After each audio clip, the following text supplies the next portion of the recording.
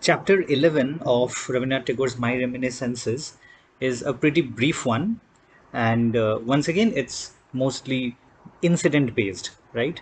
Nothing too philosophical, nothing that Tagore comments on really, right? Well, of course, he does comment on some of the incidents that are told in this chapter, but then again, these do not, these are not the same kind of commentaries that we have seen previously, right? And when I say previously, I'm of course referring to the chapters about his first outing, and so on and so forth. So we have this chapter which is titled Our Bengali Course Ends, and it's a pretty straightforward incident, right? Circling around one major incident, but around which there are, here and there are a few more stories related to the core incident. So let's go ahead and see what happens in this chapter. But then again, to remind you that this is an incident based chapter, and there is not really too much to ponder upon, so to speak. So the first excerpt from this chapter reads as follows. We read our physics without any reference to physical objects, and so our knowledge of the subject was correspondingly bookish. So nothing really to comment on this. This is something I believe we have all experienced at a certain point in our life, particularly most likely in school, where a lot of the times the things that were taught in class, did not correspond with real world knowledge, right? And very often it happened with subjects like physics, as Tagore experienced. So you learn about this grand theories about how objects in the universe function, and then you do not have practical knowledge of it, just because the education system itself is such that it does not provide you with any practical knowledge, right? So that limitation is highlighted by Tagore here. He goes on to say, in fact, the time spent on it had been thoroughly wasted, much more so to my mind than if it had been wasted in doing nothing. So you see, Tagore, there is a metaphor here, and the metaphor tells us how bad this education system was, which was entirely dependent on bookish knowledge. Now, we have previously seen in one of the previous chapters that in school, Tagore, Tagore was not just Tagore, all the other students had to collectively, sing a sort of prayer, right? Sing a sort of rhyme, which they had to do without even understanding. So they were encouraged to, do what is called rote learning, or in other words, to learn something by heart and then again kind of lay it all down when you see the question paper, right? So this is a tradition which has existed in our country for some time, and to be honest, this was introduced by the colonial education system. And why am I saying this was introduced by the colonial education system? Remember that with the colonial education system, and that has a long history which I will not go into here, um, in according to that education system, English was one of the subjects which started to be taught in schools and colleges, right? And the problem was that uh, to Indians, English was not the native language, right? And they had to be taught English. Now, pedagogy as a subject, as you know, today there is a subject called education, right? Um, Sometimes I actually prefer to use the term pedagogy and not education, but you all know there is a subject. There are students who actually pursue bachelor's degrees in education, and some of you may have had education for your past subject. Now, why am I referring to this subject? What I'm trying to tell you is that this subject, education or pedagogy, whatever term you choose to call it, this did not exist all that long back, right? This has come to existence fairly recently, at least in India. It's fairly recent. Just like comic studies is fairly recent in India, education as a subject has not existed for say 250 years in India. Right now, why is this subject important, and what does it have to do with Tagore's physics learning here? See, the thing is, the education system, or going back to the subject education or pedagogy, that that subject has to do with how to teach, what are the correct ways of teaching, what are the correct ways of learning, all of that, right? And the problem is, in the absence of such a discipline before, the colonial education system was entirely dependent on this rote learning or bookish learning, right? So when a person was taught, say, English or anything else for that matter, in this instance, in Tagore's instance here, it is physics, but this principle of, learning by heart and then remembering that and writing that when you have an exam is a tradition which started with the colonial education system, just because they did not know what better could be done, right? Now, and sadly, as with many things in our country, that tradition, which is largely ineffective, continued. And we know that it is ineffective because if you refer to Tagore's own autobiography here, you see, go back to the chapters where he talks about the difficulties in learning English, right? um, and similarly, the problem with the education system is once again highlighted when he says that we read physics without any reference to physical objects, and so our knowledge of the subject was correspondingly bookish. Not only does he say that, he uses a metaphor, and that is the metaphor which I was talking about when I took the detour and spoke about the entire education system. Now, what was the metaphor? Tagore says that in fact the time spent in it, that is, in learning physics from the books without reference to any physical objects, had been thoroughly wasted, much more so to my mind than if it had been wasted in doing nothing. So he says it would be better if I had done nothing as compared to studying physics just from books, because I actually learned nothing, because physics was always taught to me without reference to physical objects. So you see, again and again, Tagore refers to the education system and the problems that he faced as a student. And we already know Tagore was no ordinary student. If you remember, um, we already know that he remains one of the greatest artists ever, right? But we also know that he did well in school.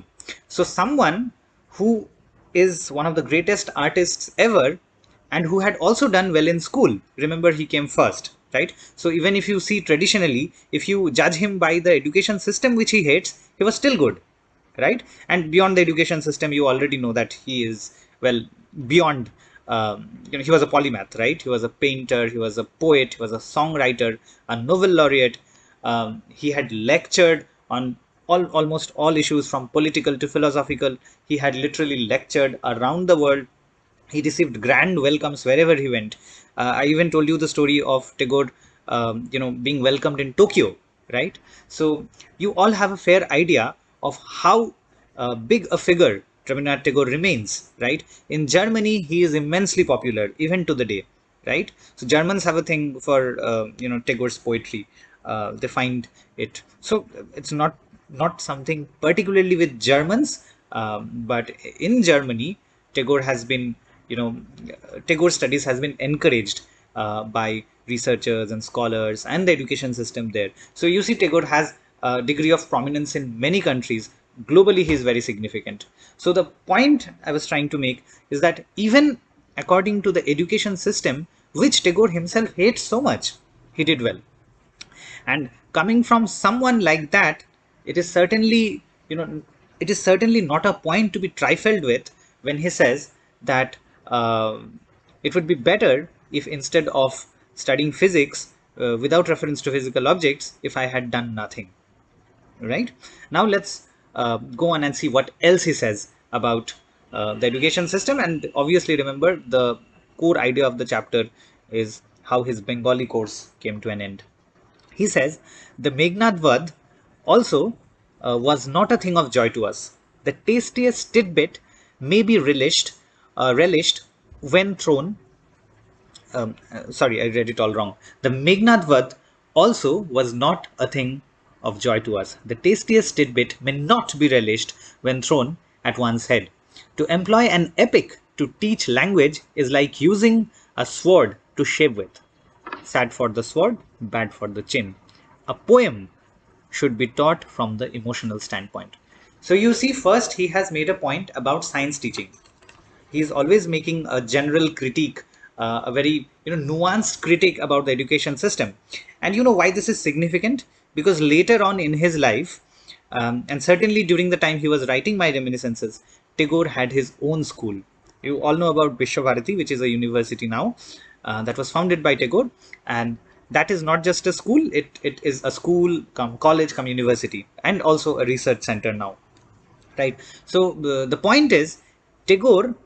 There is a reason why Tagore is criticizing the education system which he had to face, because he has learned from this education system, and he has tried to ensure that all the flaws of this education system are not present in the school or university that he founded, right? So we are going to see a little more of, or at least know a little more about his school later. But now let's come to the point that he's making currently about language learning. So what is Meghnadvad? Meghnadvad is an epic, right? And it's famously written by Michael Madhusudhan Dotto, who happens to be one of the greatest Bengali poets before Tagore, right? So uh, Michael Madhusudhan was writing, say, around 40 to 50 years before uh, Tagore was writing, right? Approximately 40 to 50 years. Do check on the dates, though. Never quote me on the dates. I exactly do not remember all the time. So, nevertheless, Tagore was taught the Meghnadvad, and the education system was such that they were using this epic to teach the Bengali language. And Tagore here says that no matter how great Meghnadvad is, maybe it's a great epic, it certainly is a great epic, right? So those of you who maybe are able to read Bengali, or even if you're not able to read Bengali, and if you know the history of Bengali literature even one tiny bit, I'm sure you will have heard of Meghnadvat Kabbo, right? So it is an epic which I'll tell you a few things about it. Um, it's not like I know a lot about Meghnadvat, but I will tell you what I know and try and show you the significance here. So Meghnadvat Kabbo was written by Michael Madhusudhan Dotto, and this was the first epic written in the Bengali language. Right now, you may ask, were there no epics written before in Bengali language? There were, but they were mostly translations, right? So remember, Krittibashi Ramayan was mentioned in Tagore's My Reminiscences early on, which he used to read, and the Poyar Chando, which was employed in that book. So, yes, those translations are of course epics, but those are not original because they are translations, right? They're nonetheless they're great translations. But with Meghnadvat Kabbo, Michael Madhusudhan had written the first epic poem in Bengali, right? And so essentially, what Milton had done for the English language when he had written Paradise Lost, uh, Michael Madhusudhan was doing that when he had written Meghnadvat Kabbo. Okay, so so you see, it is very significant. Just like Paradise Lost is significant in the history of English language, similarly, Meghnadvat Kabbo is very significant in the history and development of Bengali language and literature. Right? It's very significant.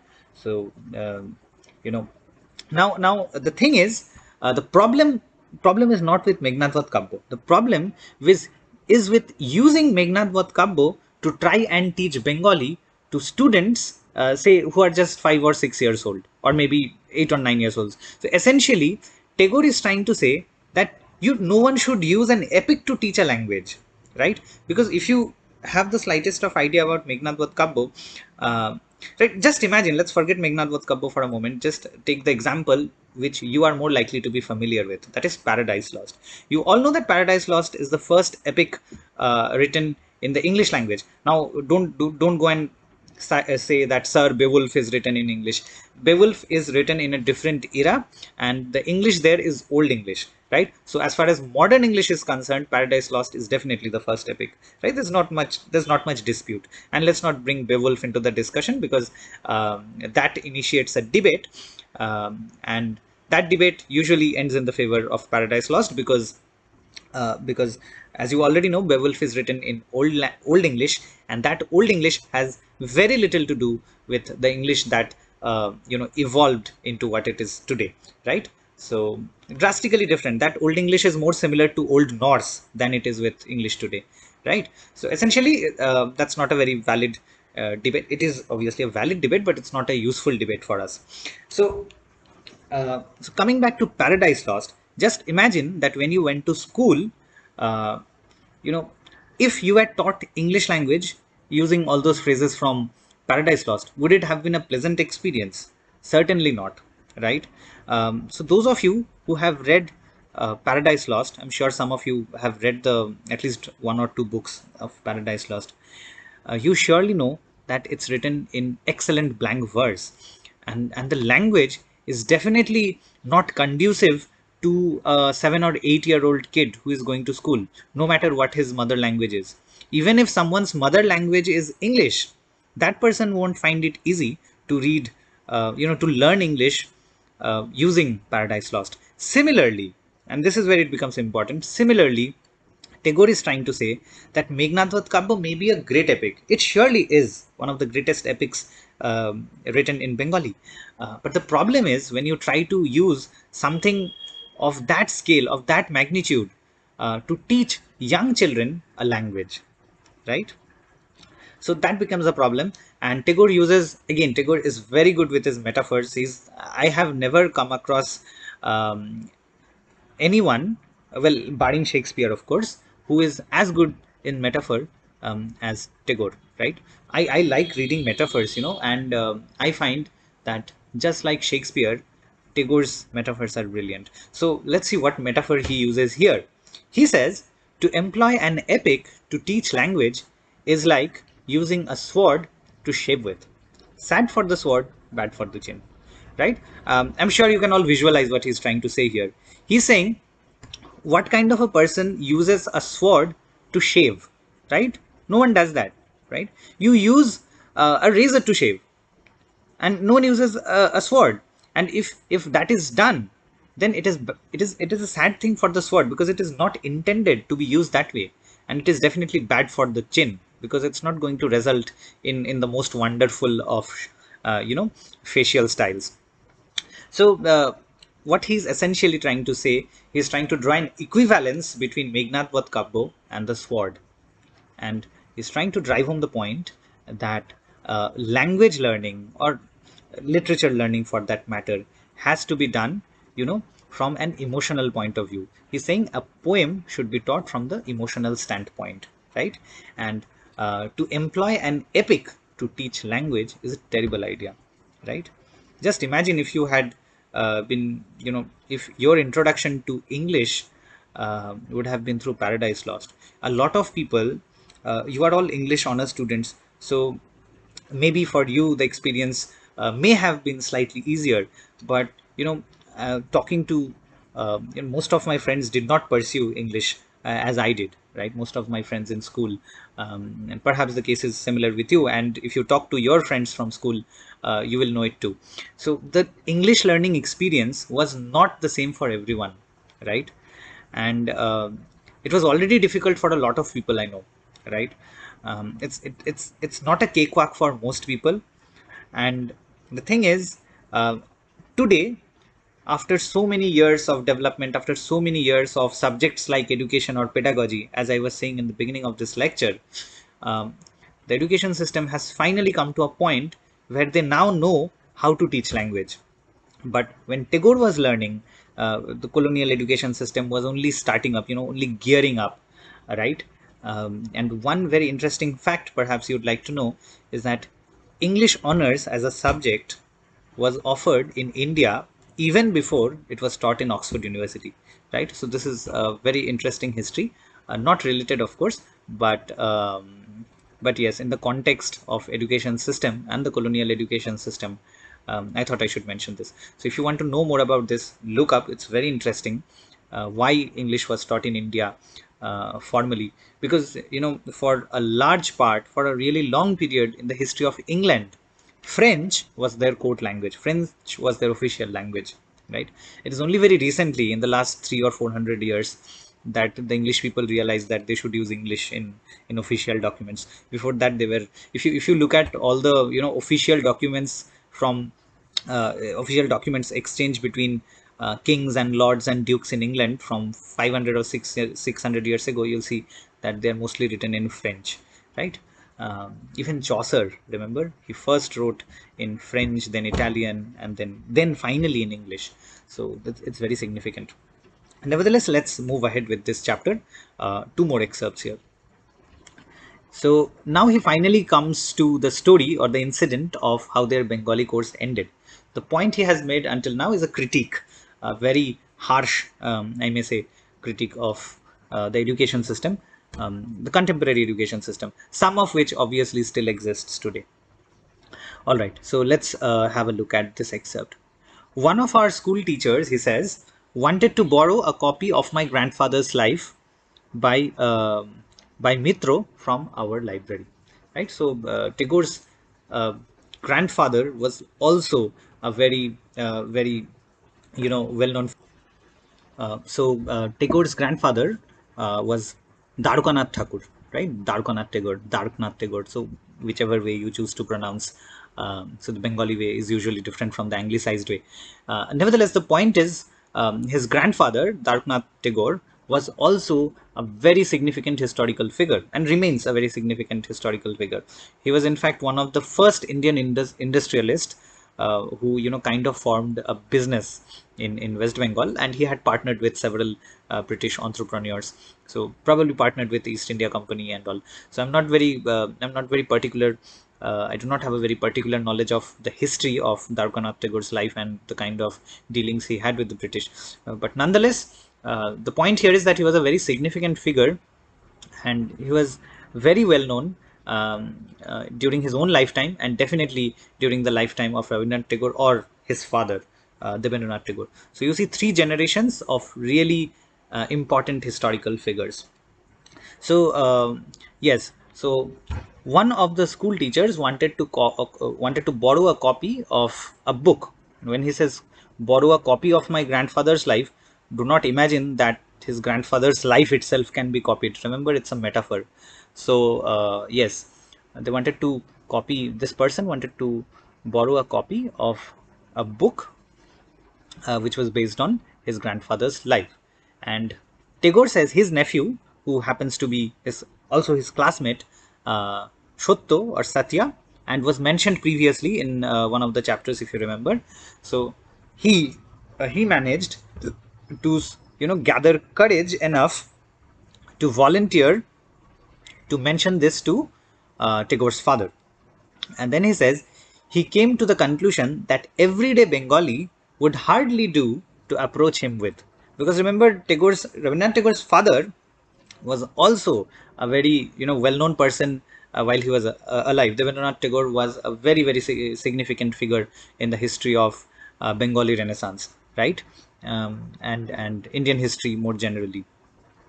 Um, so, so Tagore's nephew had the idea that if you had to approach Devendranath Tagore, you could not use ordinary Bengali. You would have to use some rich Bengali that you had learned somewhere, right? So he concocted and delivered himself of an archaic phrase, right?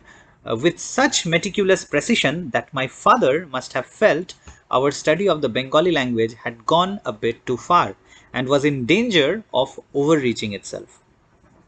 So you see, Satya or Shotto, as the Bengali name would be, suggested, or kind of suggested to himself, it seems. So he had the idea that to approach Rabindranath Tagore's father, that is Debendranath Tagore, um, ordinary Bengali would not do. If you had to approach him, you would have to use rich Bengali, the best, the classiest Bengali possible.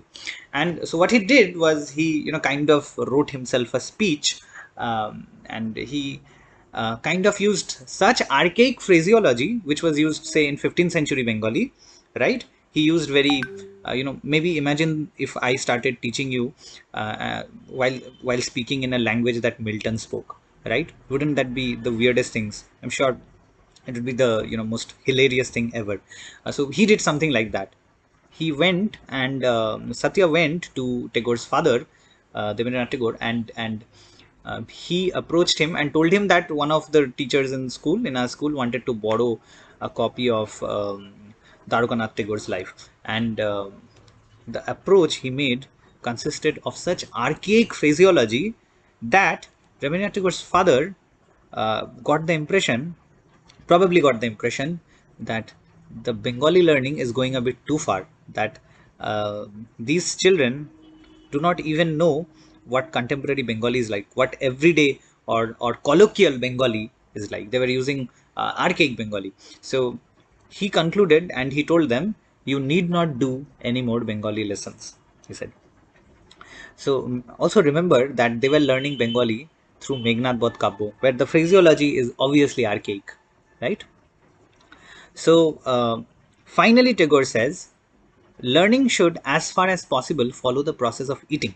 So finally, in this chapter, we have one major, say, philosophical point, or rather, as I began this lecture with talking about the subject known as education or pedagogy, here Tagore, as a conclusion to this chapter and to our current lecture, Tagore makes a pedagogical point. He's trying to essentially say how teaching should be done, how learning should progress. He says learning should, as far as possible, follow the process of eating. When the taste begins, from the first bite, the stomach is awakened to its function before it is loaded, so that its digestive juices get full play. You see Tagore back with his metaphors, full of metaphors, and Tagore's metaphors are never very difficult to understand. You can always see what his analogies are and how the analogy he is using is actually related or relatable to the point he's actually trying to make. So he continues, nothing like this happens, however, when the Bengali boy is taught in English, right? So you see, uh, he is essentially again criticizing the education system, and he has a message. Kind of, he has, he has some wise words which the education system would benefit from. And what are his wise words? He says, learning should, as far as possible, follow the process of eating. When the taste begins from the first bite, the stomach is awakened to its function before it is loaded, so that its digestive juices get full play. So you see, just like the human body, just like the way human body reacts to food, the education process should also follow a similar pattern, right? So you should only introduce as much um, to your eating, to your digestive process, as much as you can digest actually. Similarly, you should not use an epic to teach language. You should rather use something small, something that is possible for the student to digest, as it were, right? So this ends the lecture on chapter 11, titled Our Bengali Course Ends. And some of the questions that this chapter brings out, some of the questions that you can answer from this chapter is obviously related to the education system and how Tagore thinks the education system ought to be, and what are his criticisms of the education system as it is, or the contemporary education system. So keep such questions in mind when you read this chapter, also when you revise for your exams. And with that, we end chapter 11.